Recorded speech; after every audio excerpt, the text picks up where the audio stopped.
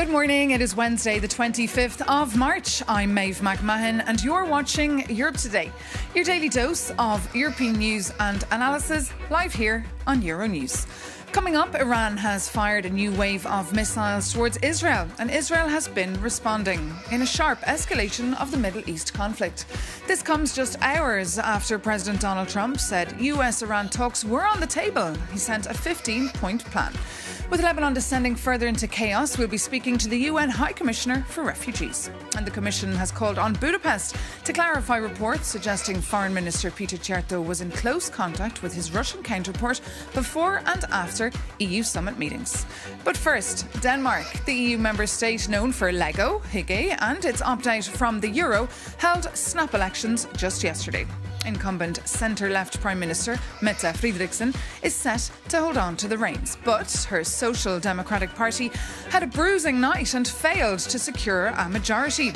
Mette Frederiksen called the vote earlier than expected due to her surge in popularity over her handling of the US president's threat to annex Greenland, an autonomous Danish territory. But Denmark now faces weeks of coalition talks on elections that, as I said, saw voters called earlier to the polls. For the latest, we can bring in Benny Engelbrecht, Danish politician and a member of the Prime Minister's Social Democratic Party. Good morning, Benny. Thank you so much for joining us. Let's just first together take a look at the actual results of that election. We saw the Socialists coming out with 21.9%, the Green Left with 11.6% and the Liberals at 10.1%. So we see the Socialists there. You're holding on to power just about, but this was not the outcome that you wanted. No, definitely not. Everyone, of course, would like to see a better result than we got. On the other hand, the three parties in the broad-based coalition government that has been ruling for the past 3.5 years, all suffered. So I think this is a general concept that you see all across, especially in Europe at these times, that the parties that take responsibility in government also lose a bit of votes on voting days. And in Denmark we have almost a Netherlands type of parliament now with 12 parties and only the Social Democratic Party as a broad-based party with more than 20%. So it will be really difficult for and I can see that written all over your face this morning. Do you expect now months of tough talks? When could a coalition be formed? Well, the broad-based coalition that has ruled up until now took 6 weeks to set in place. That was a record-setting negotiation for the past government. And I expect that we'll see probably something similar to that, probably not before after Easter. We'll see actual talks. So it'll be difficult and setting the task that there's a war in the Middle East and Donald Trump still wants Greenland. It will, of course, we will need to sort this out quite soon. But voters, of course, had bread and butter issues on their minds, not really Greenland. Did you underestimate that? No, I think the domestic discussions has been, of course, the majority of the discussions, but it has been more to do with clean water, for example. Okay, Benny Engelbrecht, thank you so much for joining us here this morning live on Europe Today here on Euronews. We'll keep a very close eye on the next couple of weeks there. But moving on from one crucial election to another, Hungarians will be heading to the polls on the 12th of April. But ahead of the key votes, a major scandal has hit the Hungarian government regarding alleged leaks of private information to Russia. Jakub Janis takes a look. A political bomb exploded in Brussels. The reports regarding the Hungarian foreign minister allegedly disclosing to his Russian counterpart the closed-door ministerial-level discussion in the Council are greatly concerning, and we expect the Hungarian government to provide the clarifications. So what's going on here? A Washington Post investigation claims Hungarian Foreign Minister Peter Szijjártó spent years stepping out of confidential EU meetings to directly phone Russian officials. And one security official stated that Moscow has basically been behind the table of every EU meeting for years. The European Commission wants answers, but others are not so shocked.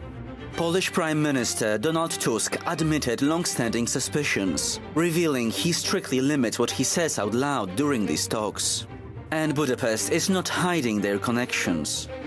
Szijjártó has visited Moscow 16 times since Russia's full-scale invasion of Ukraine. Meanwhile, Hungary is actively blocking a 90 billion EU loan for Kiev.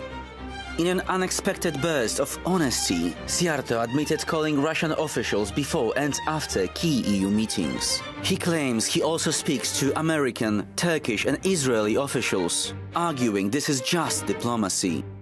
However, this is the same minister who was awarded Russia's Order of Friendship a year before Russia's full-scale invasion of Ukraine.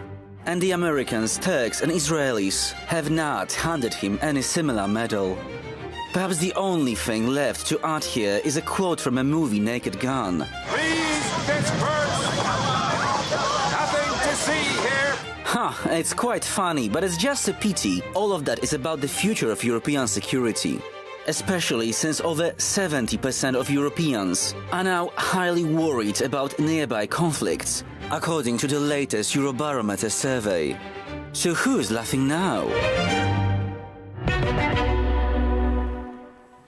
And for more on this story, we're joined here on set by Euronews' EU editor, Maria Tadeo. Good morning, Maria. So just fill us in. What is the latest now? Well, look, Maeve, this is a scandal that continues. And of course, at the core of it is allegations, very serious allegations, that Hungary shared private EU information with Russia. But we need to get the timeline right because, of course, over the weekend, this all started with a newspaper report, the Washington Post, which cited a European security source that suggested that the Hungarian foreign minister in particular would share information almost in real time with his Russian counterpart, Sergei Lavrov. This report also said that in some situations he even spoke to him during breaks of meetings. So as I say, the allegations are extremely serious. Now, initially, the Hungarian foreign minister Szijjártó said that this was all fake. He said it is fake news and that this was not true. Then, of course, on the Monday, a transcript of a call allegedly between the Hungarian foreign minister and the Russian foreign minister began to do the rounds.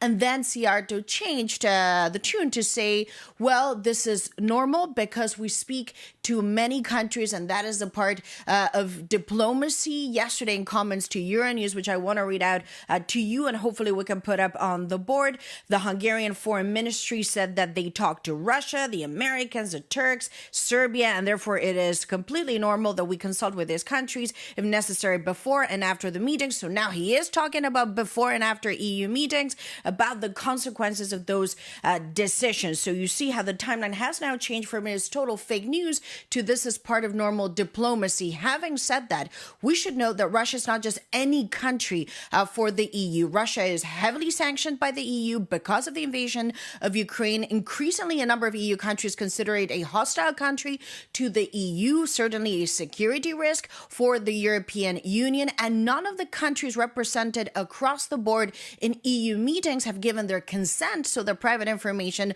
which is supposed to be confidential under the principle of sincere cooperation, be shared with Russia. So this is far from normal. If anything, the position of the Hungarians is a total anomaly. And that's why we've seen Prime Minister Donald Tusk of Poland. He's furious, right? Well, the Polish are really pushing into this line. Yesterday, the Polish Prime Minister Donald Tusk, the behavior of the Hungarian foreign minister is, quote, a disgrace. He also repeated a line that he said over the weekend. He is the first and at this point only EU leader to have commented on this. But he did say over the weekend that for many years he suspected this. And therefore, that's why Poland is very cautious about the information it shares and also introduce a new element that goes beyond the EU to now focus on NATO, saying that there were concerns going all the way back to 2019 that Hungary is also providing information related to NATO. And this is delicate because, of course, you're talking about core security. Let's take a look. As early as 2019, as I recall correctly, Lithuania requested that the Hungarian delegation should be excluded from meetings at NATO. They informed that they suspect the Hungarian delegation to pass highly confidential information to Moscow. So that is, of course, the Polish Prime Minister Donald Tusk, who said, again, the behavior from Hungary is, quote, a disgrace. NATO matters, because here you're talking about core security capabilities, incredibly sensitive. I should also note, just very briefly, the Polish government is also using this to tackle the Polish President Nawrocki, who went to Hungary this week to celebrate the Polish-Hungarian friendship. What the Polish government says, of course, is that this shows poor judgment on behalf of the Polish president, who yesterday, he's getting a lot of heat on this, repeated that nothing has changed. The position of Poland remains that Vladimir Putin is, quote, a war criminal. And meanwhile, what can Brussels do? What can the Commission do? Well, that's a very good question. It's a question that I put to sources yesterday. Some of them told me, look, this is a scandal. It's outrageous. It's unacceptable, but also said, color me shocked, color me surprised. There's been concerns for years now that when you talk to the Hungarians, you're not just talking to the Hungarian authorities. A diplomat told me this is why we've switched the way that we work. Increasingly, there's a coalition of the willing, so countries that get together that do not include Hungary to talk about security. There's also now a question about should the format of meetings be changed. Sometimes phones do get taken in. There is restrictive format, but this is not always applied into every meeting. And we've seen that the head of the European diplomacy, Kaja Kallas, is now demanding an answer from the Hungarians saying, did you share or not information, whether it was before or after. The point we need to stress is that none of the EU 26 countries around the table consented to this information being shared with Russia in any way, shape, or form. And this is certainly going to now prompt a conversation around how do you deal with a country like Hungary, and is there a different way in which sensitive information should be shared across the EU institutions? As I said, it doesn't come as a surprise, but it now highlights what many member states have now said has become a core problem, which is the use and the sharing of confidential information related to EU fundamental matters like foreign policy and security. OK, Maria Tadeo, thank you so much for that very comprehensive update. We'll keep an eye on Euronews.com for your reporting. But now, moving on, the war in Iran is still escalating despite calls or claims from President Trump that peace talks were imminent. On the one hand, the Pentagon has ordered about 2,000 soldiers to be deployed to the Middle East. But on the other hand, the US has sent Iran a 15-point plan to end the war in the region. Meanwhile, Pakistan has offered to host talks between the US, Israel and Iran to try to end the war. For more, we can cross now to Dubai, where our regional correspondent Jane Witherspoon is standing by for us this morning. Jane, any hope of diplomacy here? We heard Iran says the US only wants to talk on its terms. Well, yes, President Trump has said that those talks are happening, that the US are talking to the right people. He's also alluded very cryptically to a very big present in the way of oil and gas being gifted from Tehran. Now, as you mentioned, several media agencies are reporting on that 15-point plan that has apparently been given to Iran from the US via Pakistan. However, Iranian officials are still denying that these talks are even taking place. Now, in Doha yesterday, there was a Ministry of Foreign Affairs briefing where the authorities said they will not be mediating these talks as they're too busy protecting and defending their country. They did say, however, Iran has been here for millennia. Countries need to live and work together, and it's now really up to Iran to reinforce that trust across the region. And meanwhile, Jade, what is the general mood there? Is still daily life very much disrupted? Well, yes, I must say that the attacks are still continuing. However, they have dropped a little bit. It feels a little bit calmer. However, overnight, we are having the military jets patrolling through the night. It feels like every 5 minutes. Now, across the wider region, of course, Lebanon is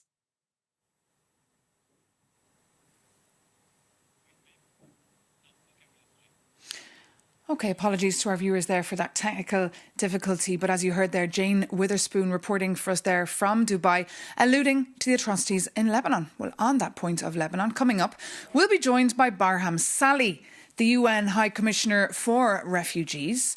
A refugee himself who fled as a young Kurd from repression in Iraq. He spent years and years in exile, but then one day actually became the president of Iraq back in 2018, a position he held until 2022. Welcome, sir. Pleasure to have you here with us. Thank you for having me. So just describe the situation on the ground in Lebanon. It's a very dire situation. More than 1 million people have already been displaced, and it's in very, very harsh conditions. Our teams are working to deliver assistance, and in that regard, I have to say, EU has been generous to providing 2 jets of supplies, also the government of Italy as well as Irish aid, but we need more. Indeed, the European Union has been sending millions in aid, but whereas the European Union has no say here in how this war will play out, how bad will the situation get in Lebanon in your view? I hope this thing will be put behind us before long, because we need peace. This conflict has gone on already for far too long. It's highly destabilizing. It is escalating. And I have to say also, human lives are at stake.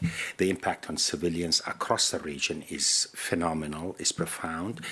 We already, as I said, about 1 million people have been internally displaced in Lebanon.